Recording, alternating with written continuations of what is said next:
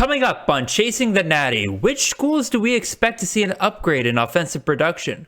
Which traditionally great CFF school may have botched their coordinator hire? What is there to be excited about with Tom Herman's return to college football? And is there any value hiding in the offense of the South Florida Bulls? We'll be discussing all of that as we run through 10 of the most impactful coaching hires that'll shape the CFF 2023 season. All this and more coming right after this.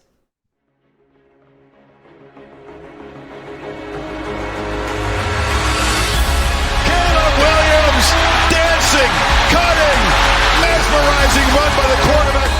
Marvin Harrison Jr. touchdown. Marvelous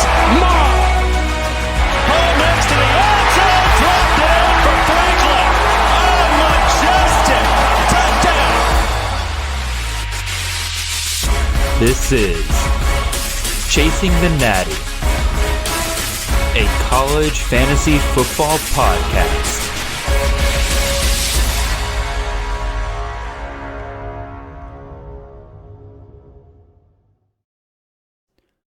All right, welcome in, everybody. This is Jared Palmgren, host of the Chasing Natty podcast. I hope you guys are having a wonderful ride to your work on this Monday morning. We are basically in that in-between period with college fantasy where the transfer portal's closed. We got the first mock draft out of the way, but we're still kind of waiting on spring practices to kick up. So we really kind of went back and looked at all right, what are some topics that people really been asking a ton of information, or have been wanting to hear more information about? And overwhelmingly, we kept hearing coaching changes. How does this impact this player, that player?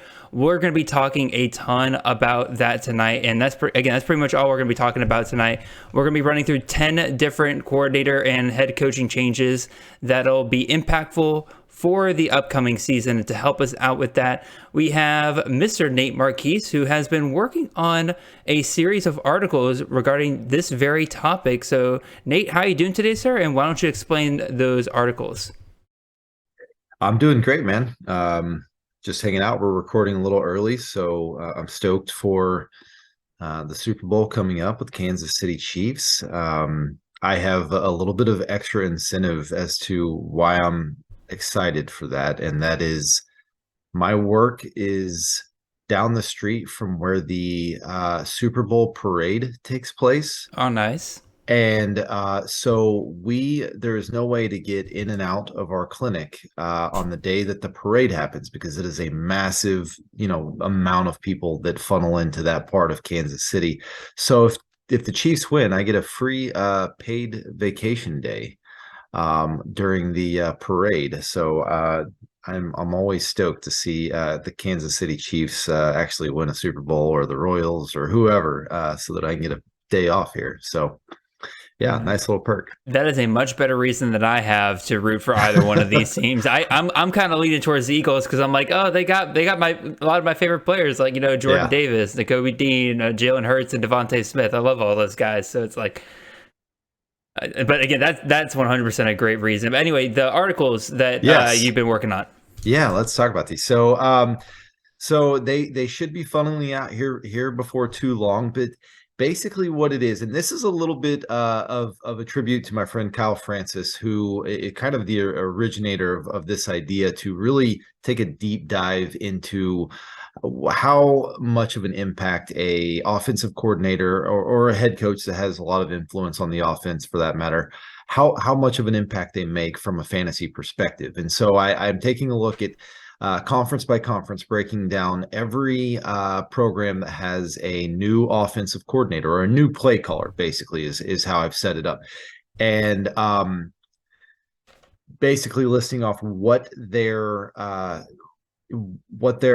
resume looks like, where they've coached at, and then who they're influenced by, what their own coaching tree looks like, and then taking a look at from quarterbacks, running backs, and then wide receiver and tight ends are grouped together. How does that impact our fantasy outlook for 2023? So is it an upgrade? Is it a downgrade? Just kind of breaking it down by position, because some some hires may be really good for one position and really poor for the other in that sense. So Yeah. excited to talk about a little bit of that tonight. I think we're just going to highlight a handful of some of these coaching changes that are Well, two probably going to make handfuls. two handfuls, yeah, 10 total. So, but some of the ones that are most impactful of a handful of the conferences that we're featuring here to start things off. Yeah, and again, Nate, you released a similar kind of article last year, if I remember correctly, and they were wildly successful. And you've dove even deeper into a lot of the stats and everything this year. So I'm really excited to see these articles when they finally come to fruition. And you guys, if you're listening here today, are going to get a quick little teaser on all of those upcoming articles as we hit all these different coaches from all these different conferences. One thing I will talk about before we get into too far into the show and everything. This is the 100th episode of Chasing the Natty. Again, I'm not going to spend too long on this because I know like some people hate like the idea of like episode long specials, so I'm not going to do that to y'all. But like, I do want to take like a quick second to kind of reflect on, like when I started this, it was just me and my roommate Xavier, and we were just talking college fantasy all the time. I'm like, you know what? What if we just started recording our conversations and see if anybody started listening? And well, here we are later, almost 2 years later. We're part of one of the fastest growing one of the fastest fantasy companies in general. And they are giving us plenty of resources to help us expand our tools, expand our reach, expand what we want to do here. I now have incredible regular co-hosts in Nate Marchese and Chris Moxley, and a ton of great guests that I can bring on pretty much whenever I ask. It is really more than anything I could ask for, and I couldn't do it without all of you guys who are just sitting in your car, sitting at home, listening to this right now. Again, you guys promoting us, celebrating us whenever we do something good. I've really enjoyed the ride. Again, I'm not going to spend too much longer on this. Nate, do you have anything you want to say on it? I just like to say it's really cool, man. 100 episodes. I remember listening to you and Xavier very early on, and you're kind of the infancy of when you guys got things going, and it's really cool to see how this show has blossomed. It's awesome that I'm now a pretty consistent part of it. So just happy to play a role here, a cog in the wheel, so to speak, in the Chasing the Natty machine. It would have been really cool. We'd probably need deeper pockets and a producer in order to make this happen. But it'd be really cool if there were just like a 5-minute cut up of some of the more either interesting statements that you or any of the guests have made, or some of the screaming matches maybe that have happened in some of our debate shows, and the what was it, the one that we did where the rankings the ranking summits. The ranking summits that we had, those were always fun. So but yeah, man, congrats. 100 episodes is really cool. Yeah, and again, the ranking summits we will be doing again for sure this year. We have so many people on our CFF team now. I'm trying to figure out how to decide who gets onto those shows now, because it's a great problem to have. We have a ton of great smart people working for us, and I'm just like I don't know who. I can't put all of us on there, unfortunately. Yeah. But anyway, again, quick little reflection there. I think it's now time we really get into the meat of this show. But first things first, I haven't given any kind of spiel yet. I've been trying to do that at the beginning of the shows, but I always like kind of waiting a little bit into the show, and just want to remind you guys out there, if you want to support what we are doing here for college fantasy, make sure you go over first to campusofcanton.com, where you will see all of our written content, like the articles that Nate has been producing, but you also see all of our tools. You'll see all of our CFF rankings, all of our ADP when we get that mock drafts going and everything. All of that will be there readily available for you to use, and we got even more stuff coming your way this season. Make sure you're following myself and the show on Twitter. I'm at CFF_Jared. You can follow the show's account at Chasing the Natty. Again, Chasing the Natty, the pod account will have all the announcements. Pretty much all of our engagement posts will be headed on over there. So make sure you're following there if you want to interact with the show. And then also, of course, make sure you follow our wonderful, wonderful co-host here, Mr. Nate Marchese at CFF Nate. And then if you're watching this on YouTube, make sure you comment, like, and subscribe. Love interacting with you guys. We do have a goal of hitting 1,000 subscribers by the start of the season. So if you're not already subscribed, go ahead and hit that button, and go ahead and share us with a couple of your friends and make sure that they subscribe. And then if you're listening to this on podcast, make sure you're following us and leaving those 5-star reviews. With that being said, Nate, let's get on into this, man. All right, so we're going to start here. We're going to talk about 10 very impactful coaching changes throughout the landscape of college fantasy football. We've got Power 5 guys, we've got G5 guys, we got them from all different sorts of conferences, so we'll get pretty much right into it. And we'll start with the one that I think sent the biggest shockwave when it was announced as, and pretty much universally praised by everybody for this hire, and that is the hire of Garrett Riley, offensive coordinator at TCU, heading over to the Clemson Tigers. Again, the big knock on Clemson in recent years and Dabo Swinney is that they kept hiring from within. They kept trying to run the same system. Whenever one of their guys got hired away, they would just promote from within, and the offense was getting outdated or just, quite frankly, just bad all around. Dabo kept saying that, or people kept saying that Dabo would never hire somebody from the outside. And then all of a sudden he pulls this move and brings Garrett Riley over from TCU. This is a guy that guys like myself and a lot of people around the industry were saying would have been a great hire for Bama. But Clemson kind of ones up Bama here and gets Garrett Riley before Bama takes their time to find an offensive coordinator. Honestly, Bama kind of missed out on this one, in my opinion. Time will tell on that. But Nate, let's start over here with Garrett Riley. What are your thoughts on Garrett Riley going to Clemson? Who is this going to benefit, if not everybody, possibly? Yeah, your point about Alabama being impacted by this hire really was a smart move by Dabo to hop on it a little bit quicker. I mean, rumors were that Garrett Riley was essentially negotiating his contract at Clemson while he was trying to prepare for the national championship. So, but yeah, so props to Dabo. It makes a big change. Yeah, I would say from an upgrade perspective. So real quick history that we know of Garrett Riley. So he spent last year at TCU as the offensive coordinator, and then 2 years, 20 and 21 at SMU. Yes, sir. So those are that's his history. It's a big upgrade with quarterbacks, and we touched on this briefly with Cade Klubnik during the draft mock draft breakdown that we did. Big upgrade for quarterbacks. It's just simply a system that he's had all three of those years that he has been the play caller at TCU and SMU. He's had 3 different quarterbacks. All 3 of them were top 20 fantasy producers. Shane Buechele, Tanner Mordecai, and then we know how well Max Duggan, a Heisman Trophy finalist, did last year. So, yeah, I think this is wheels up for Cade Klubnik.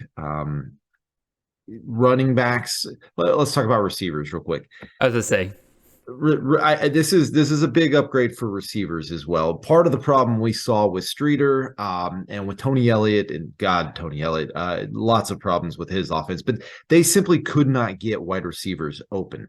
That's not a problem for Garrett Riley. He does a fantastic job of scheming receivers open, even more so than Jeff Scott back whenever he was at Clemson. Jeff Scott had incredible talent at wide receiver. Garrett Riley can get average wide receivers open. So I think this is really beneficial to guys like Adam Randall, to guys like to Williams, possibly Bo Collins.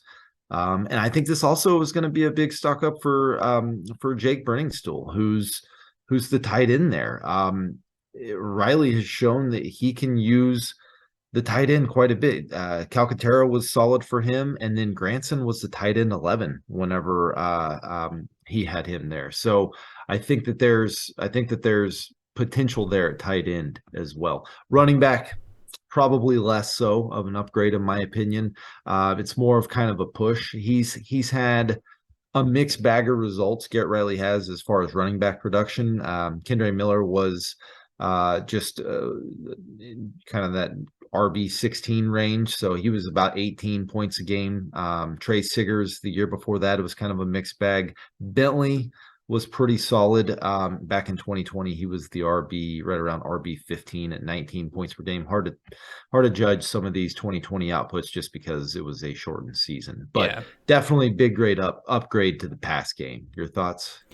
So definitely overall for the passing game, you have to love this. You can call it a concern, but it's something I kind of noticed.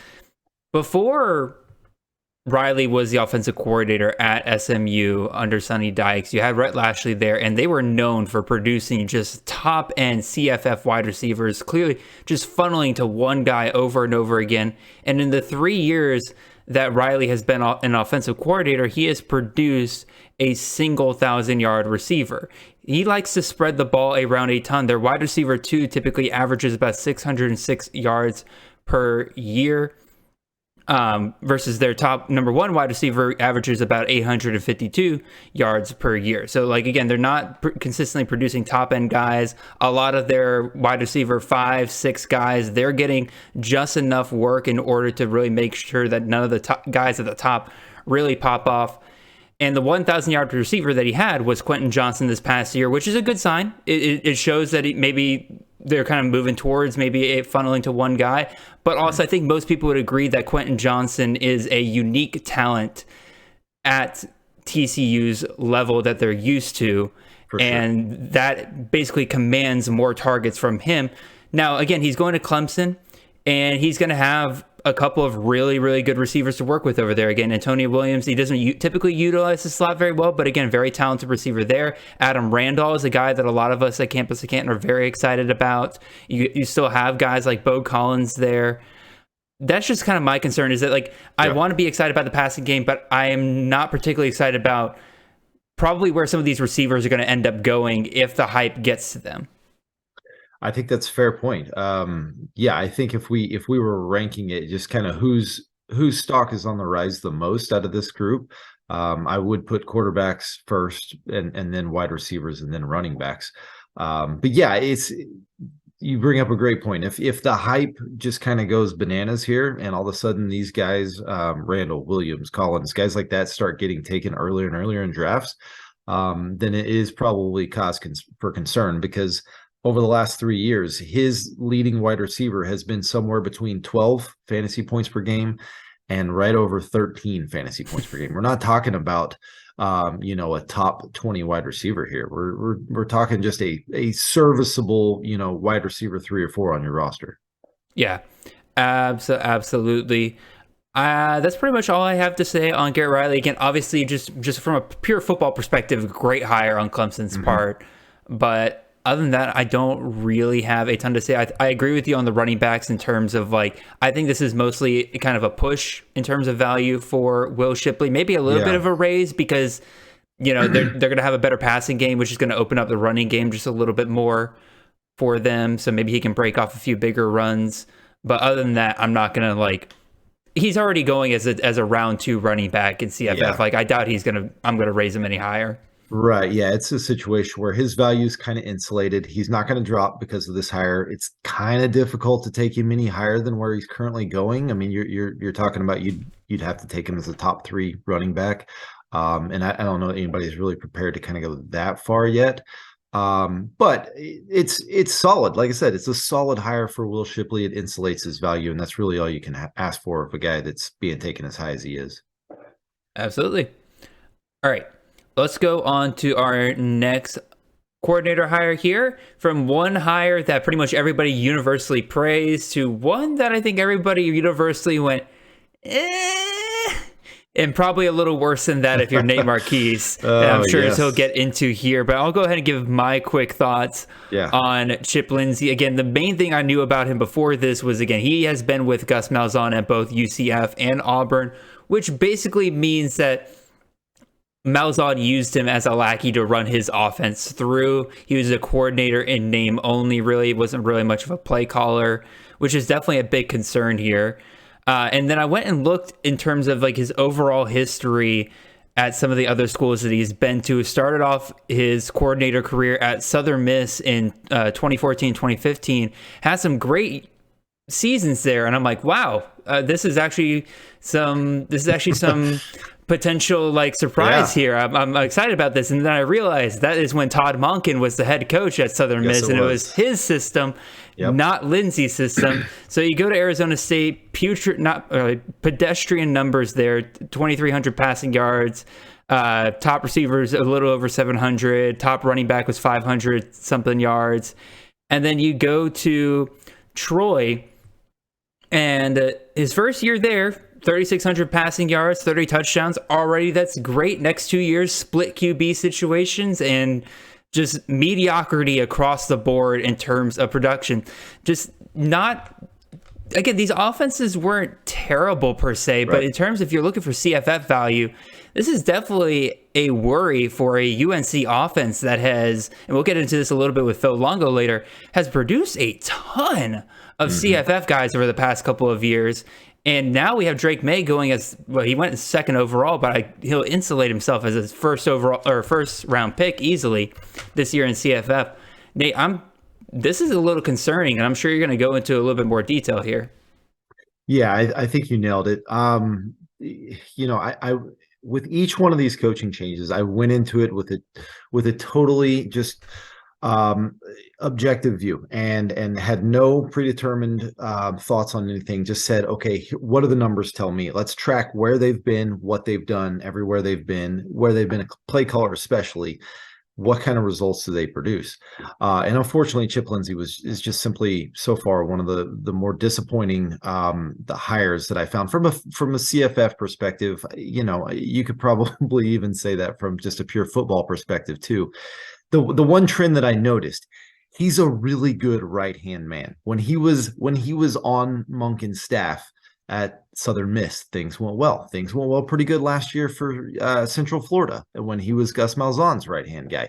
But when he was in control at Troy, during his time at Arizona State, things just simply did not go as well. And what we know about Mac Brown is that he is, he's playing this CEO role. He is not one that likes to interfere in what's going on with his coach's staff. He lets his OC do their thing on offense, and DC, same thing on defense. And Lindsey just simply doesn't have a great, track record to match when we're talking about, like you mentioned, this massive 2022 output that North Carolina had at quarterback.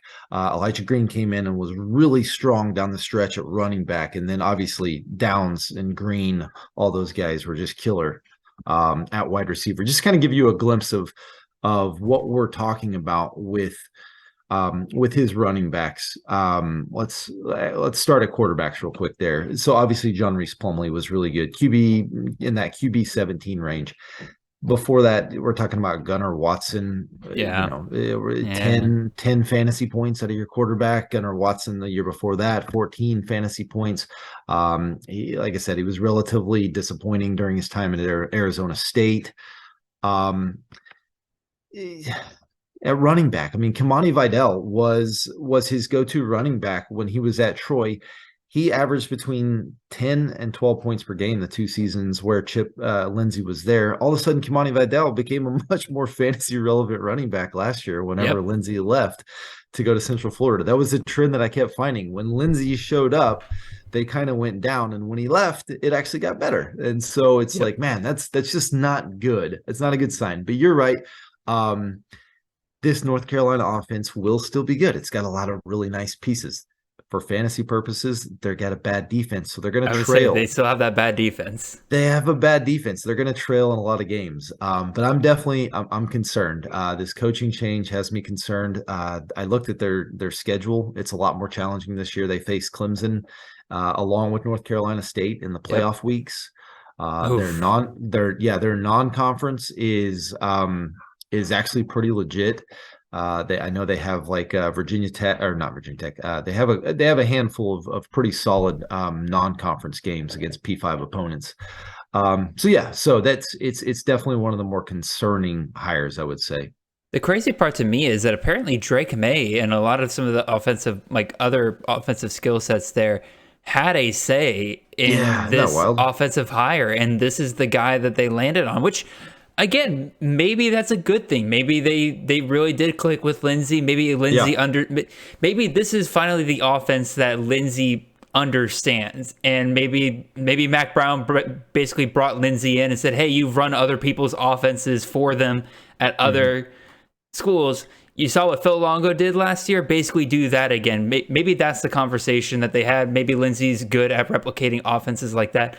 But like you said, when it's just him making those decisions and he has full control, it's typically not great overall.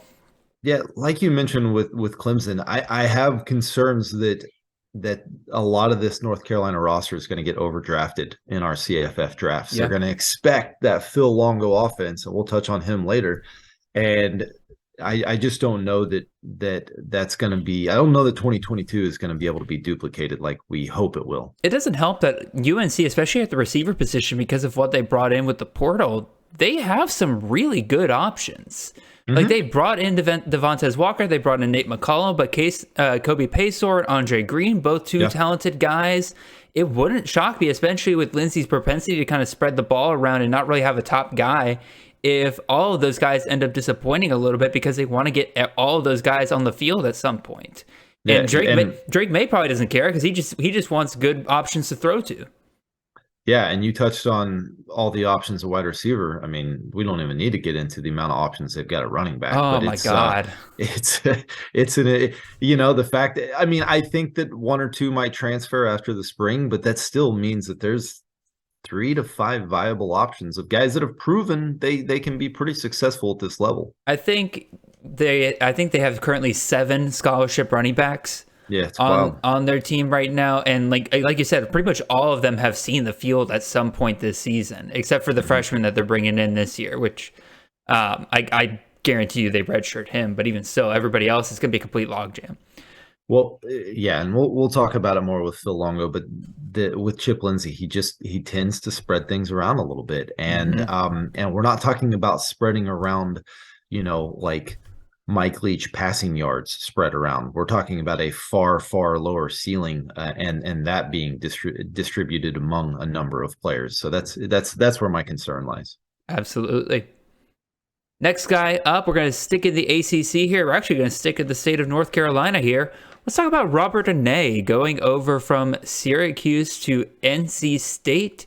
Reunites with his most recent protege quarterback in Brennan Armstrong.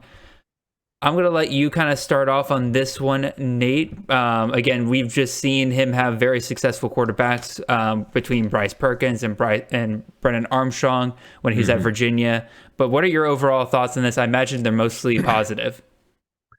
Yeah. If you're a North Carolina fan listening right now, you're probably not loving the fact that we just kind of trashed a little bit the North Carolina hire, and now here we are about to hype up the NC State hire. But yeah, I mean, if you've listened to me before, and I know Jared's kind of on the same bus as me when it comes to this, but I'm a big Robert Anae fan, more for CFF purposes than real reality football. Is that he's a volume guy. Volume. They run high octane offense. It's not the most efficient offense, but you're talking about, especially from the quarterback position, where volume has just been incredible. Taysom Hill back at BYU, Bryce Perkins, Brennan Armstrong, even Garrett Schrader. All these guys have something in common. They're dual threat guys. Hill and Perkins had seasons of 212, 227, and 246 carries from the running back position. That's what you want out of from the quarterback position. That's what you want out of your running back. And he's getting 246 carries from his running back. His quarterback. Perkins, sorry, I keep getting them confused because they run the ball so I know. They basically act like running backs. But here's the deal. So you're thinking, okay, well, it's just one of these offenses, kind of like John Reese Plumlee, that just runs the ball the whole time. Nope. He's actually had twice. He's had quarterbacks throw. Perkins and Armstrong threw for more than 500 passes.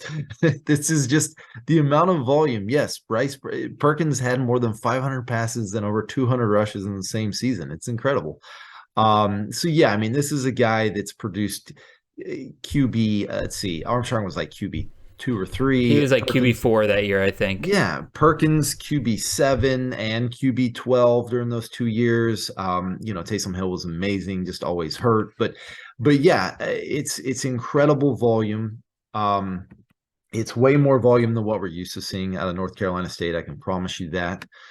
He does usually have enough volume to support at least one fantasy relevant wide receiver, which is good because I don't know that we could say that about North Carolina State for a while.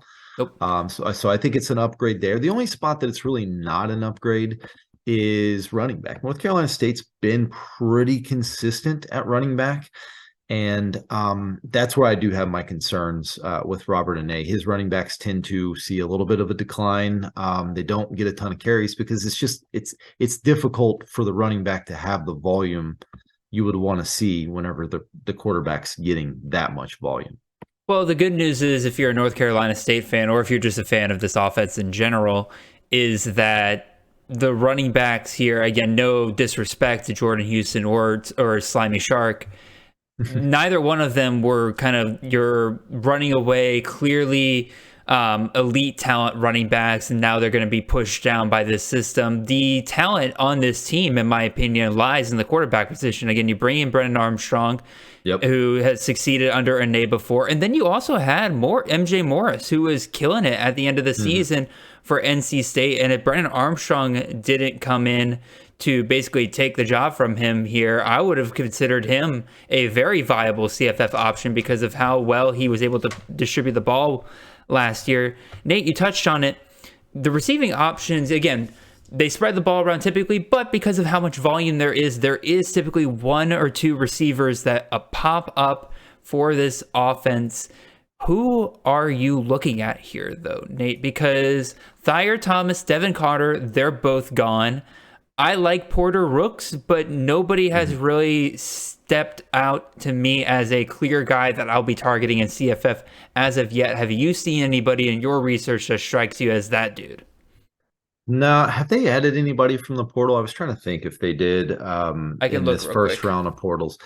There's somebody that I would not be surprised if after spring they add a player from the portal for sure. But I'll be honest with you, Jared, I haven't taken a super deep dive into what they have left over from last year and who could be that guy to step up. I'm with you. I think there's potential there. But in going through these, that was kind of the deal with whenever I made these articles, is that I base it strictly off of objective findings and the historical data of these coaches, and try not to inject too much of my subjective or projections on each team, and just kind of go with the objective data, though. No, fair enough. And I just came across a name that I realized that Colin Decker is going to yell at me for later. Dakari Collins. Oh yeah, that is right. I forgot what it was. That's a pretty legitimate option they've added through the portal there, but I wouldn't be surprised if they added somebody else. Sure. Maybe a Virginia receiver that has an extra year of eligibility. Maybe wants to hop over there, play one more season with Brennan. Maybe you brought up the deal with MJ Morris still being there, and obviously they'll compete in the spring. I can almost guarantee you Armstrong is going to win. But it creates this pretty cool situation in that Brennan Armstrong is known as, like, he wants to be an MMA fighter when he's done playing college football. That's his. I love it. That's his aspirations. So you can, if you're Robert Anae and you love to run the quarterback, and you've got a stud sitting right there behind Armstrong, you can say, Brennan, hey man, get after it, dude. Run till your legs are smooth, worn out, and if you get hurt, don't worry, we've got somebody else. Just run the hell out of the ball. Oh yeah, and I would love to see Brennan Armstrong reach 200 carries this season. Yep. That would be absolutely nuts. Let's move on to our next guy here. Again, sticking in the ACC, a lot of great hires, or great and bad hires being made in the ACC. But let's go and talk about a head coaching change. Let's talk about Jeff Brom heading over from Purdue, going to Louisville here.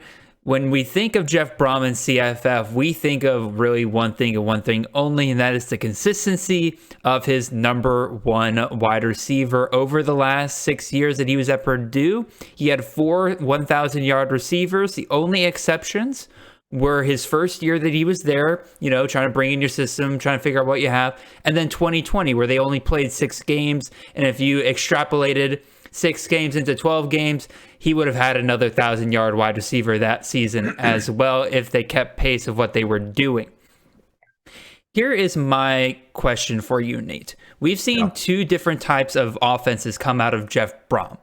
We have seen the pass-heavy attack that we've loved to come to see from Purdue, but also back when he was at Western Kentucky, 3 years in a row, he had a running back that hit well over 1,000 yards. And he seems to be a bit more inclined, at least when in his first year or two at each school, to be a bit more inclined towards the run as he figures out his passing game. And we kind of see that with Louisville right now. He doesn't really have a stud at quarterback that he can really trust, I don't think. Mm-hmm. So I'll ask you, which type of offense do you think we're seeing this year? I know people are already investing in Jamari Thrash. I know some people are high on Kevin Coleman. I'm personally kind of looking at Jawar Jordan, the running back here at Louisville. Yeah. I know that they brought in Isaiah Guernardo, I think is how you pronounce his last name. They brought him in from Wisconsin, but Jawar Jordan in that mess of a running back room last year led the way with 142 carries, 815 yards, 4 touchdowns. That's almost 6 yards per carry. So it's not like he was being a slouch and like a Dominic Richardson kind of deal where he's plodding along for 2-3 yards a carry. Right.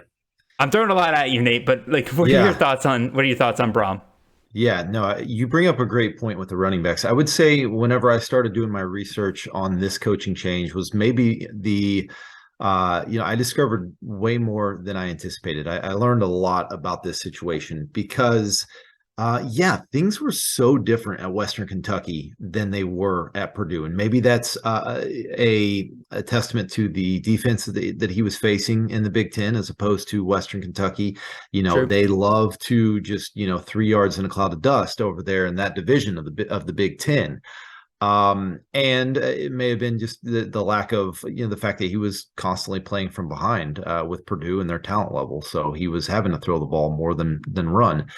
But yes, great point. Western Kentucky, here's something I included in the article. In his 4 years as Western Kentucky's play caller, their average stat line from the running backs was so this is the leading running back, 233 carries, 1,500 yards, 16 rushing touchdowns, 37 receptions, and 376 receiving touchdowns. Sir, all I'm hearing is Jawar Jordan hype right now. That's all I'm hearing. That's over a 4-year stretch. So that's a pretty good. I mean, that's a pretty good amount of sample size that we've got to work with there. So what we saw is that he when he finds a workhorse, he will run that guy. We saw that a little bit with Maccabee in the second half of the season last year. We saw that with Xander Horvath in the 2020 COVID year. He averaged almost 17 fantasy points per game in that 6-game season. So there is potential there. And I've often thought, like, okay, with him being in the ACC, he's playing a little bit softer defenses. He's got the potential for the game script to be a little bit different. Does the run game play a bit more of a role here? And I think there's a legit chance of that. One thing I also realized with Brom too, I think my mind just automatically thought, hey, Purdue, and even at Western Kentucky, his quarterbacks were incredible. But at Purdue, when they constantly produce these outstanding wide receiver seasons, you think the quarterback falls in line with that somewhere, and it really doesn't match up. This is a guy that consistently during his time at Purdue, some of it was a little bit due to injury, but consistently produced a guy that was in the QB 45 to QB 50 range. Yep. The massive volume that we think we get out of the Purdue pass system was okay, but it wasn't super efficient, and it really just tended to funnel to 1 to 2 guys in that pass game, and that's why those wide receivers like Bell, like Rondell, and some of those other guys were just so good. So I that was kind of something that I learned in researching this, is that maybe we do look at the running backs a little bit more, and maybe we've been overvaluing some Brom quarterbacks a little bit lately. That's what I was kind of thinking as well. And like going into this year, currently I would say the number one quarterback he has on that roster is probably Jack Plummer, who just came over from Cal and was with him at Purdue. But Jack Plummer was never particularly impressive when he was at Purdue. He transferred from Brom. He transferred from Brom because Brom benched him. You got a talented quarterback coming in Pierce Clarkson. I know a lot of people are very high on him as well, but I'm not particularly expecting any freshman quarterback to take over year one. Especially, I mean, to be fair, a new head coaching system, maybe he just wants to start from the ground up. There's no expectations. Let's put a freshman quarterback out there. Maybe we'll see. I don't think so, but it's just a fun idea. he historically has never played young quarterbacks. He almost always goes with the experienced guys. Good call. So I with him bringing in a former quarterback of his, I think that Plummer has essentially already locked up this job. Yeah. And I pretty much would say that if Plummer's your quarterback, they're going to have to rely on the run game if they want any kind of success in the offense.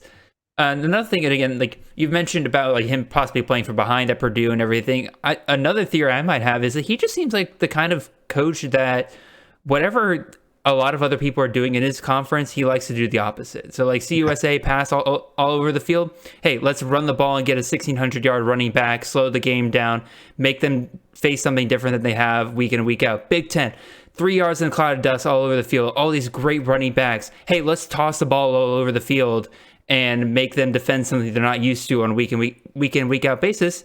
And it worked a lot of times. They got a lot of great upsets. I mean, spoiler makers is a very real deal because of the fact that they caught a lot of really good teams off guard with their offense. So maybe he does the same thing in the ACC where a lot of pass-heavy teams, hey, let's run the ball all the time. Yeah. Crossing my fingers. Jawar Jordan hype. Let's go. I like it. Moving on here, let's go talk about Phil Longo. We kind of teased talking about Phil Longo quite a bit in this show, and I'm going to just recap some of the incredible CFF production that we've seen for him just at UNC in the last 4 years. In the last 4 years, we have seen 6 800-yard plus rushers. 4 of them have been 1,000+ yard rushers in 4 years. In 1 year, he had multiple 1,000-yard rushers. In all 4 years, his quarterback has passed for at least 3,000 yards, and in 3 of those years, he has passed for 3,500+ yards, and he has seen 5,000-yard receivers in the last 4 years. Typically, with some of these offenses, it's like you get one or the other. You either get your consistent 1,000-yard receiver or your consistent 1,000-yard running back. Phil Longo, at least at UNC, has found a way to pretty consistently get you both. Obviously, this last year, with the mess they had at the running back position, they couldn't get another 1,000-yard running back out of that. But that's the ACC.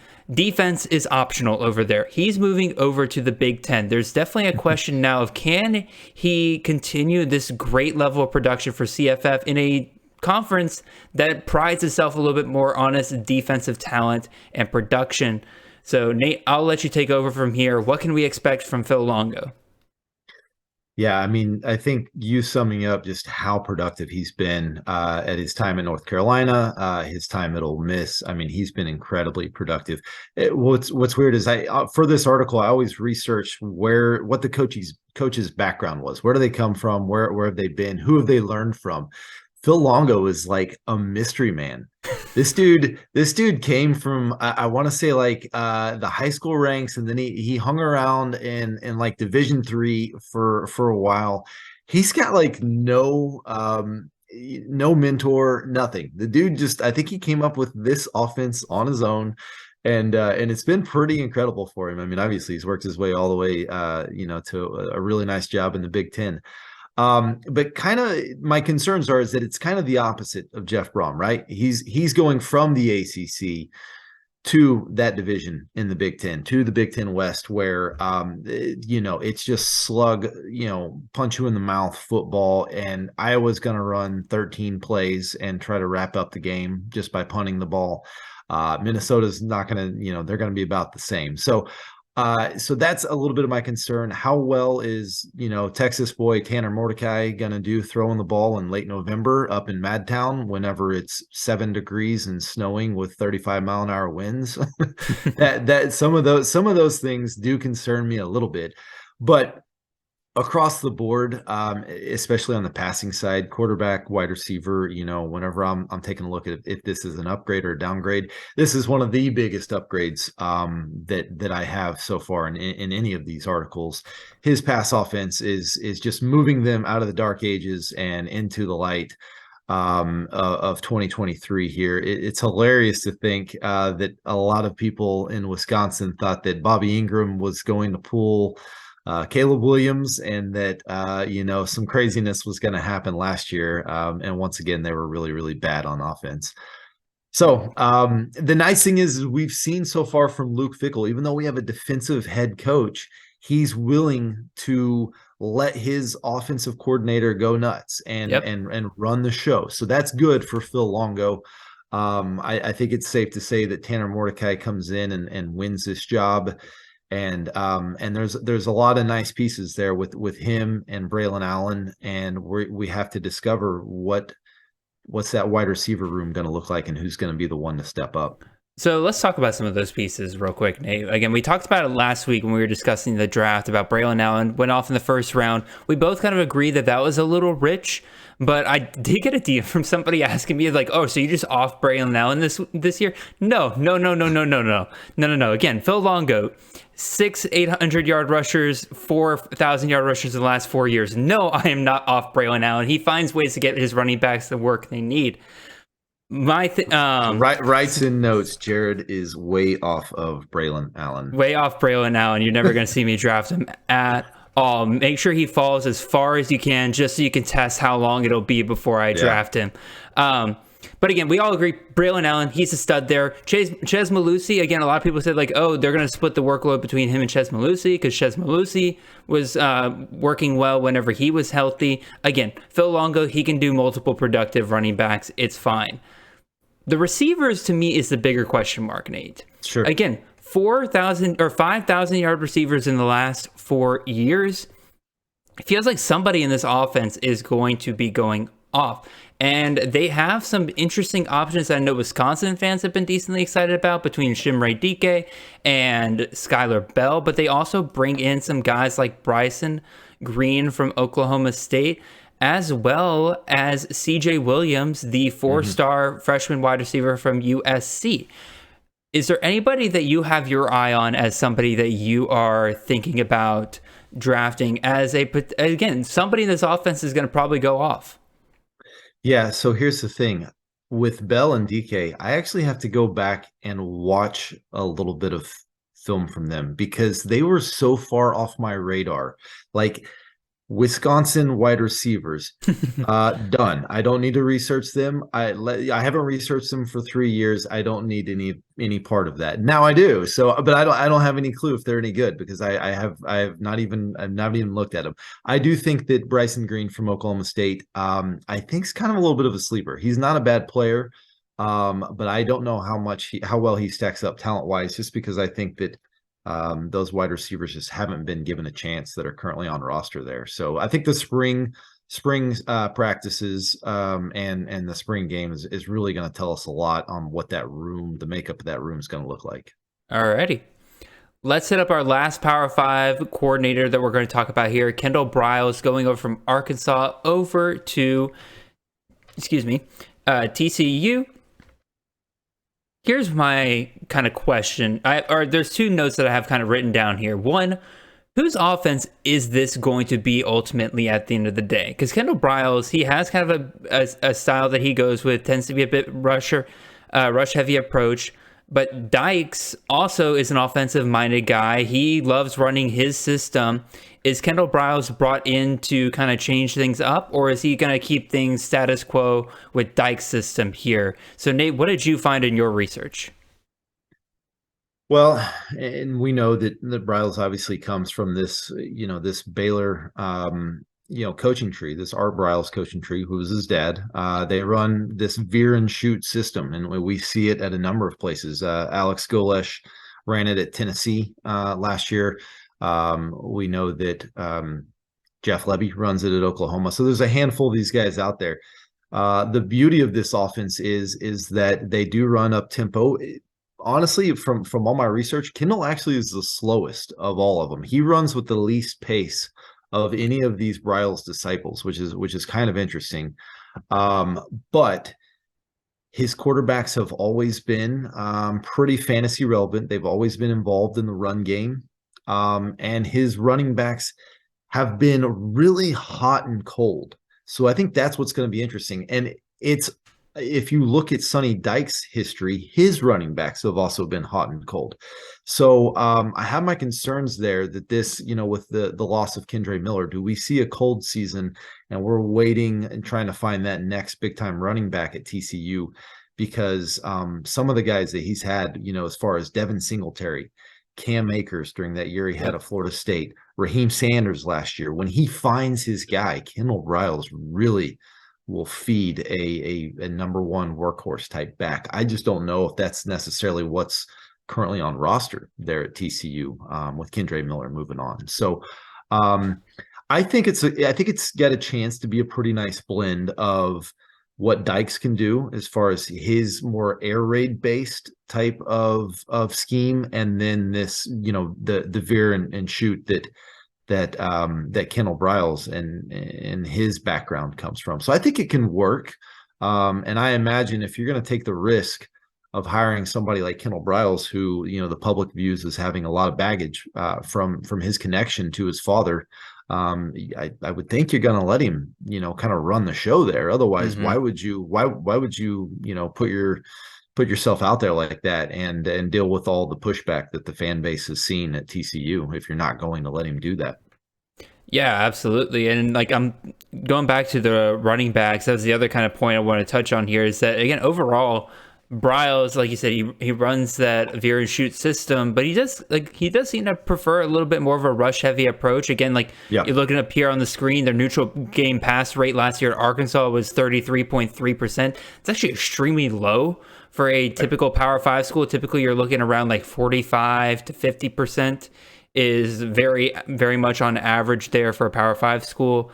So they were running the ball a ton. Now, granted, Arkansas typically loves running the ball, so you can't really, you can kind of attribute it to that as well.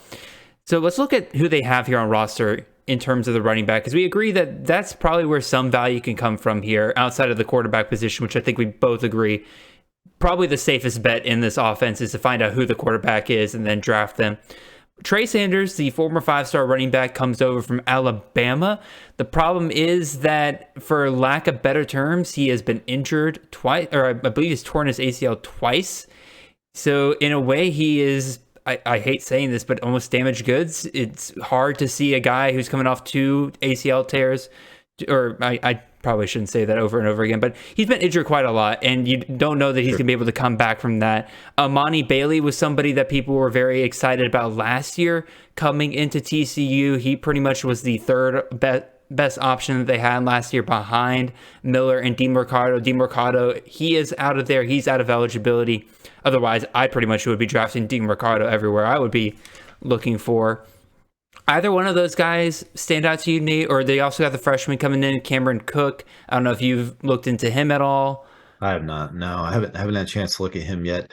I'm pretty hesitant with Sanders, to be honest with you. That's a pretty significant track record of injuries. Hard to think that he's still that 5-star that we saw come into Alabama a few years back. So I'll be honest with you. I think this is a situation where it's going to be a little bit of a wait and see approach for me. And those that are willing to take some risks on this running back room in drafts may get paid off pretty handsomely for it if it works out. But I think there's a big chance that we see kind of one of those cold years, and then they figure out who's the next man up, and we see it kind of take off a little bit more next year. Correction. He had tore his ACL only once. He got in a car wreck too. And then he got into a car wreck. That's the other. Yeah. I'm like, he got seriously injured twice. Yeah. The second time was a car wreck. Yeah. But regardless, he's not quite the 5-star running back that he was coming out of high school, unfortunately. I'm trying to think. Any other things I would put out?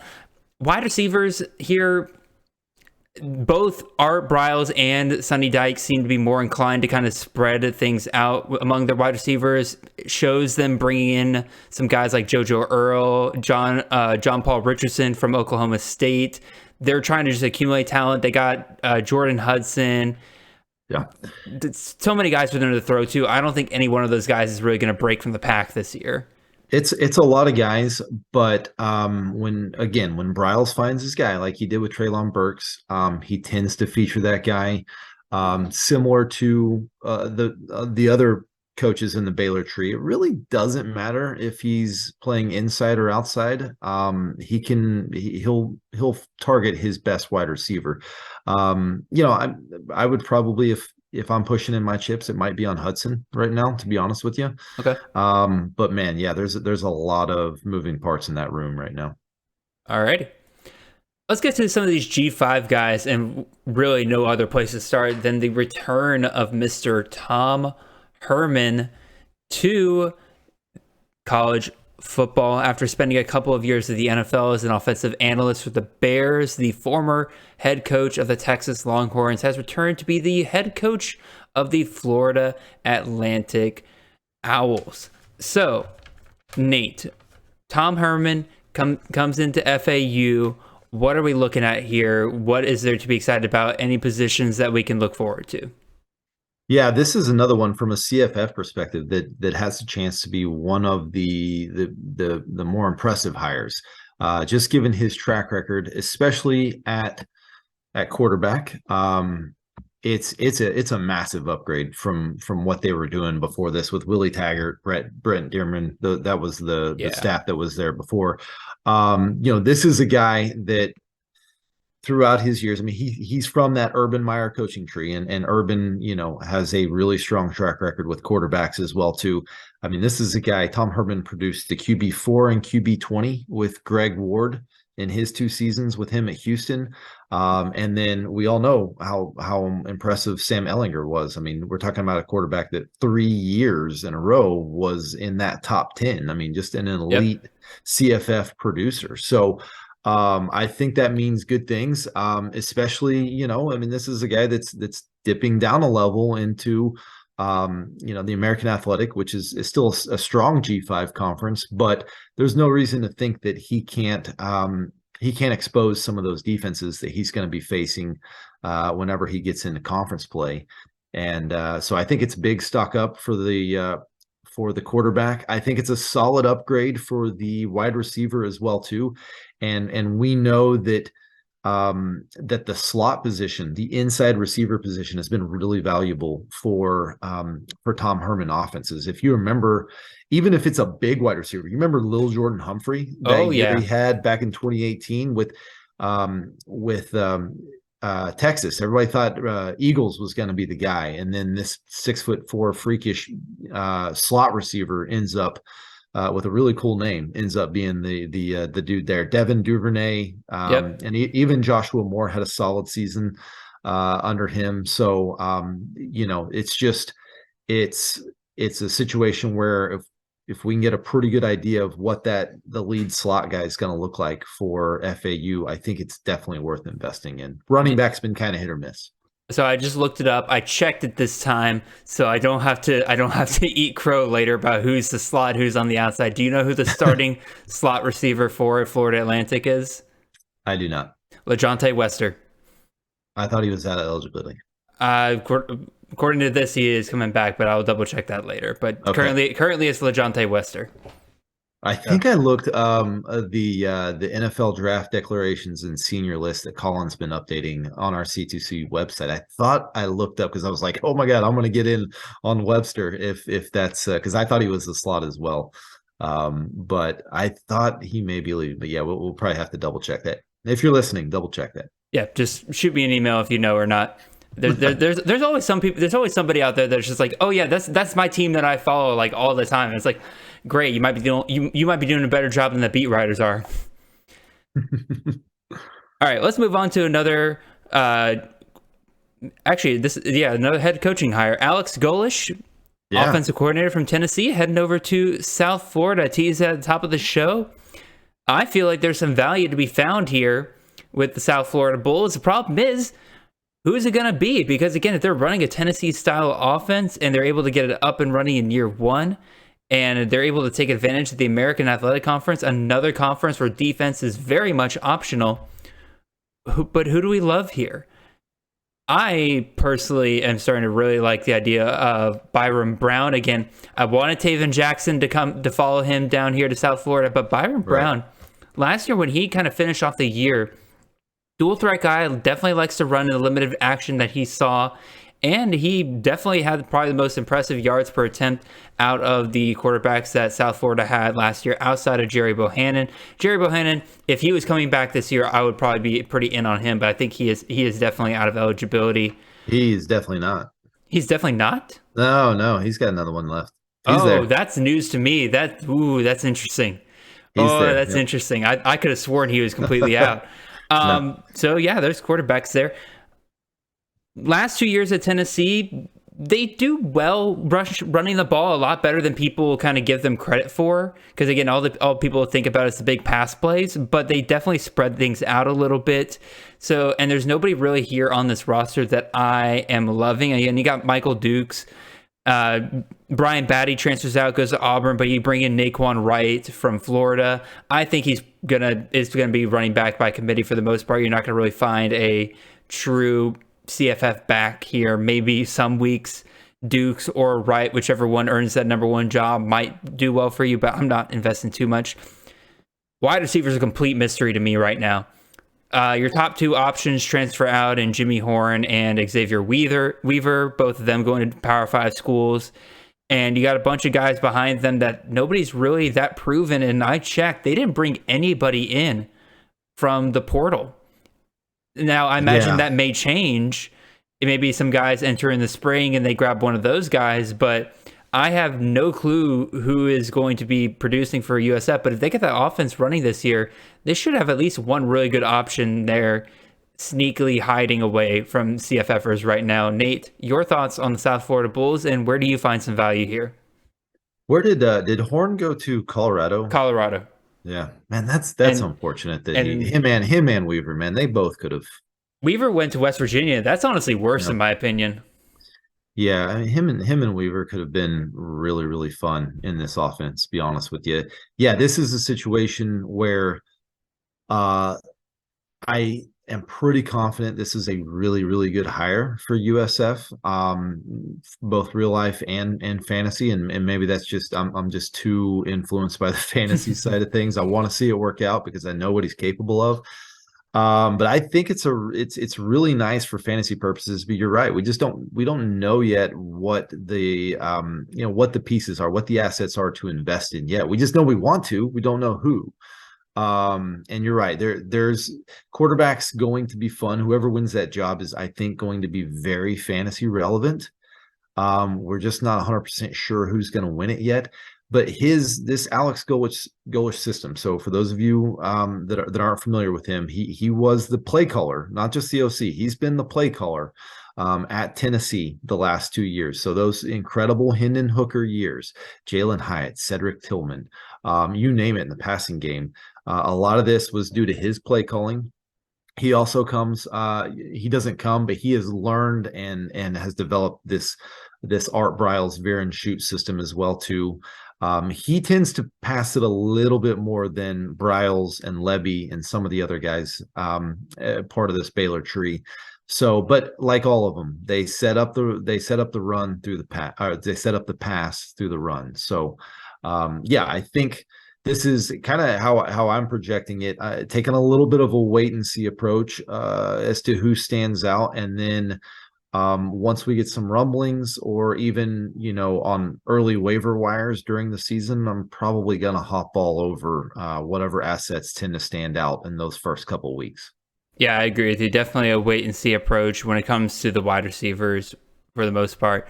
Again, sorry, I was listening, but I was also like searching the web as fast as I can and trying to find any kind of proof that Gary Bohannon has another year, and it looks like he does. Again, he's played in 5 years, but again, you get that extra year of COVID eligibility.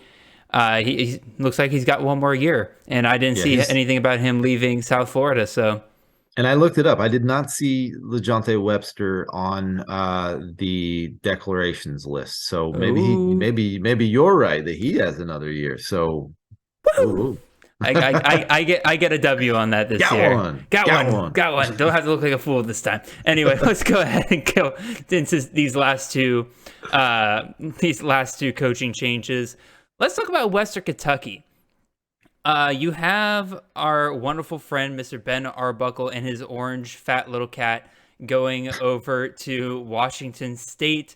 Definitely sent quite the shockwave in the CFF community when it first happened, and it sent a shockwave to the players, it sounded like, as well, because Austin Reed, pretty much after he decided to come back from the transfer portal, it wasn't long after that the announcement was made that Arbuckle would be leaving for Washington State, and he kind of posted on Twitter that he got caught off guard by that.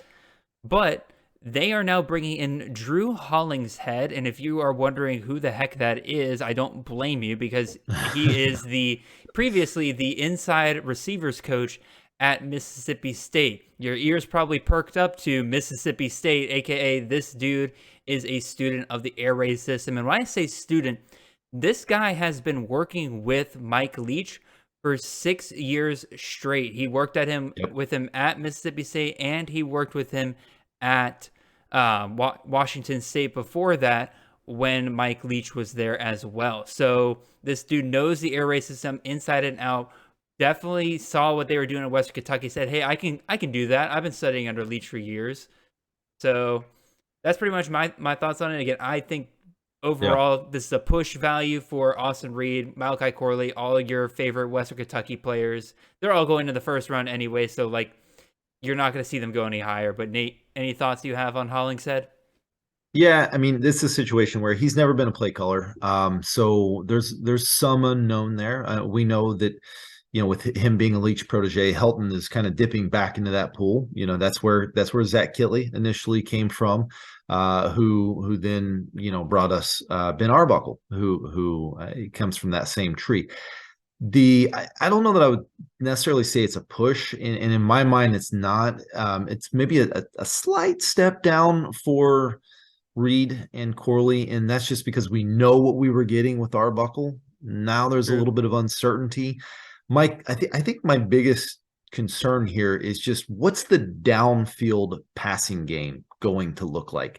Because Kittley and Arbuckle's version of the air raid asks their quarterbacks to stretch the field a little bit more. And in doing so, their ADOT, their average depth of target, was 8.6 yards for the last 2 seasons under Kittley, both at Texas Tech and during their time at Western Kentucky. Versus 8.6 at Western Kentucky, and it was 9 yards average ADOT on during his time at Texas Tech. And yes, and Mike Leach is totally different. He's very dink and dunk. We're talking about 6 yards with his ADOT over the last 3 years. That's a massive difference. 9 versus 6 is pretty significant. So that's where my only concern lies in this change. And there's too many unknowns for me to break it down really any further than that. It's just, okay, this is a guy that most people consider to be a really bright mind, Hollingshead, and Leach has openly said, "This is my right-hand man. I'm taking him wherever I go." So that sounds good, but are we going to see more of that dink and dunk type offense? That would concern me a little bit. However, we're talking about a conference where some of these things, the downfield passing may open up whether they want it to or not. It's just going to be open because they're good at it. It helps also that their best receiver on that team is the slot receiver, so pretty much you just need to throw a slant to Corley and let him do the rest of the work. You don't need a deep passing attack for that. Absolutely. One thing I'll say, you mentioned like, hey, Hollingshead's never been a play caller before. Ben Arbuckle hadn't been before last year either, and that was a concern that a lot of people had last year. And we saw at the beginning of the year, there was some learning curve. Like the Western Kentucky offense didn't quite look like Western Kentucky to start the year. Heck, they struggled against Austin Peay to start the year. That first half, a lot of us were freaking out because we were like, oh God, is the Western Kentucky offense dead? Well, Austin Reed won QB1 season later, and top 12, I mean, not the QB1. One QB1 season later, he was perfectly fine, and then it just took a little bit of a learning curve. I think we're probably going to see something similar here with Hollingshead. He'll probably add his own little flair, but I think so too. I think we do see something similar. I will say, if this hire works out and they don't skip a beat, and that offense looks as good as it has the last couple of years, I think we see Tyson Helton get a pretty solid P5 job. I mean, this is a guy that was kind of rumored to maybe be looking at jobs this past offseason. But if you can hire Kittley and then able to get Arbuckle to stay, and then you make this other hire, if you get 3 straight offensive coordinators that really produce, then somebody's going to take a look at you because you're clearly making really good decisions as a CEO of a university. It also helps that Austin Reed's pretty much out of eligibility, so he would be moving on to the Yeah, next chapter anyway. right. I mean, That's true. Malachi Corley would be gone. I mean, other talented guys will appear, but at the same time, you don't want to have that next season where you have a bunch of new things come in and then you take a quote unquote step back because of all the different new pieces that you have to work with. Yeah, I agree with you. Definitely somebody to watch for next year, and would Hmm. love to see that at the Power 5 level. One last coach we'll touch on here. Again, we talked Power 5, we talked G5. Talk about an independent program. Well, independent for like the next 10 minutes. I think they're joining the CUSA as of this year. But let's talk about Jamie Chadwell, head coach of the Coastal Carolina. He's heading over to Liberty. So we have seen the very interesting offense that he has run over at Coastal Carolina, producing guys like Grayson McCall the last couple of years. Definitely has some productive wide receivers and running backs, but he actually decides to stick with one running back and not hide every injury under the sun regarding all of his different players. But Nate, what does your research say we should be looking for here with Chadwell going to Liberty and some of the interesting pieces that he has to work with there, especially at quarterback? Yeah. Yeah, so I think this is going to be a really fun experiment to see how this plays out. Was it Grayson McCall that made this offense click with Jamie Chadwell and Willie Corn coming over from Coastal Carolina, or was it Jamie Chadwell and Willie Corn's offense that made Grayson McCall be such a fantasy stud over the last 3 years? Um, from a quarterback perspective, I adore what Hugh Freeze has done with his quarterbacks over over his career. And I don't know that that's exactly what we're going to get with Jamie Chadwell over here at Liberty. Grayson McCall had just so many years of experience in that system. This is where, I mean, it's a drastically different system than what Hugh Freeze ran. I mean, this is a variation of, it's kind of a spread triple option is essentially what this is. You're taking some spread components and blending that in with some triple option here and making that work. So for the quarterbacks there, and specifically Kadon Salter is probably the one we're most interested in because of his ceiling. It's a big change, right? Yep. I mean, that's a massive change. So I don't know exactly what we're going to get at quarterback. I just know that Jamie Chadwell's track record is tied exclusively to Grayson McCall. There really is no track record for Chadwell prior to Grayson McCall. So it's a little bit of a wild card here to think that we're going to get McCall type numbers out of Caden Salter or whoever it is that takes over this job. Yeah, definitely a huge risk, and definitely probably nothing I'm literally looking at until the end of a long best ball draft. But again, it was a name we hadn't really talked about on the podcast before, so I wanted to make sure we talked about it here. But Mm-hmm. also, again, like you said, Coastal Carolina, he's feasted on bad. He's feasted on bad conferences before defensively, and you're going to CUSA, which is probably the worst of the worst when it comes to Yeah. that right now. So we don't have to worry about Liberty playing a random Ole Miss or playing a random SEC team in the middle of their schedule now. They pretty much get the bottom of the barrel when it comes to FBS football on a consistent basis now. So should be a Liberty's lot of ton of schedule is fun. their schedule is crazy easy this year. I mean, it is there is nothing standing in their way of him flipping this Liberty team into being a 10-win team real quick. Yep. Alrighty, that is 10 of the most impactful coaching hires that we see for the 2023 season. With Nate continuing this series of articles, we're going to revisit this topic in the very near future to talk about some more guys from different conferences. Again, we kind of touched on mostly some guys from the ACC, AAC, things like that. But we'll be back with this. We'll be hitting on more of those guys. You guys seem to love content like this. Again, this is what I love to hear from you guys. You DM me, you let me know, hey, something I really want to see in this offseason is more talk about coaching hires, like system changes, which systems produce the best wide receivers. We will get to all of that. Again, lots of great content that we can do with that. But for now, we're just going to really kind of keep you guys in the know about what these coordinator and head coaching changes mean for some of your best players. Nate, do you have anything else you want to add on top of this before we get out of here? No, just look for those coaching change articles to come out, and then my pre-spring stock down report should be coming out in the next week. So be on the lookout for that as well. Yeah, the only thing I'll say is, again, we just got done with the way too early mock draft. Go check out that special, all the analysis that goes along with that.